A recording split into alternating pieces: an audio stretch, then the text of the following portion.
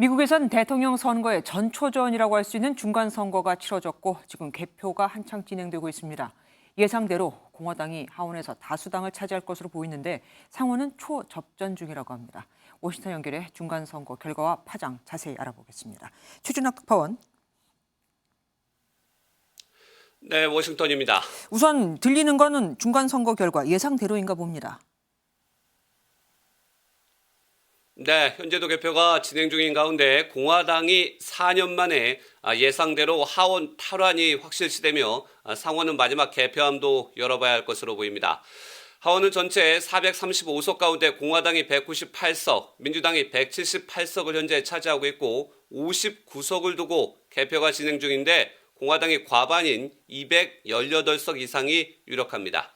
상원의원은 100석 가운데 35석을 선출하는데 기존 의석까지 포함해 현재 48석 동률로 민주당은 캐스팅 보트로 50석이면 우위, 공화당은 51석 이상을 차지해야 합니다.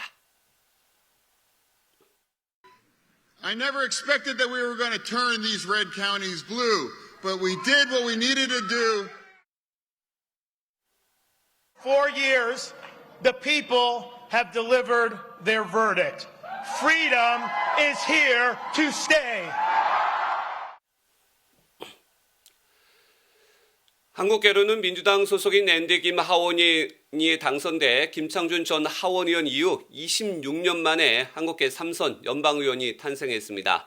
이번 선거 역시 최대 관심사는 경제 문제로 물가 상승과 경기 침체 가능성에 대한 바이든 정부 심판 성격이 큰 것으로 분석됩니다. 하원을 공화당이 이처럼 차지하는 등 의회 권력이 변하면서 바이든 행정부 정책은 제동이 걸릴 것으로 전망됩니다.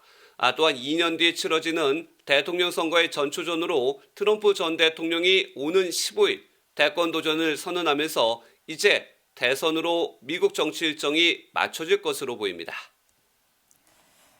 미국의 중간선거 결과는 우리에게도 영향을 줄 수 있지 않겠습니까? 어떻게 전망하십니까?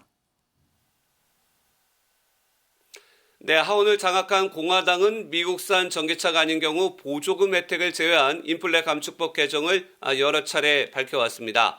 현대차는 오는 2025년에야 미국의 공장이 완공되는 만큼 법안이 수정되거나 유예될 때는 긍정적으로 작용을 할 수가 있습니다.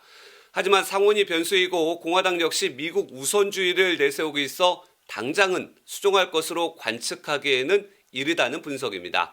대북 정책은 공화당이 더욱 강경한 입장을 밝혀왔기 때문에 북한의 핵실험 가능성 등 강대강 대치 더욱 뚜렷해질 전망입니다. 우크라이나 전쟁은 공화당의 추가 지원 예산을 무조건 승인하지 않겠다는 입장이지만 지원을 끊지는 않을 것으로 보입니다. 지금까지 워싱턴에서 전해드렸습니다. 안녕하세요. 김주하입니다. 공정하고 신속한 MBN 뉴스, 유튜브를 통해서도 만나보실 수 있습니다. 특히 더 많은 뉴스와 라이브를 보고 싶으시다면 오른쪽을 눌러서 구독하시면 됩니다. 어렵지 않죠? 빠르고 정확한 뉴스로 계속 찾아뵙겠습니다. MBN 뉴스를 시청해주신 여러분 고맙습니다.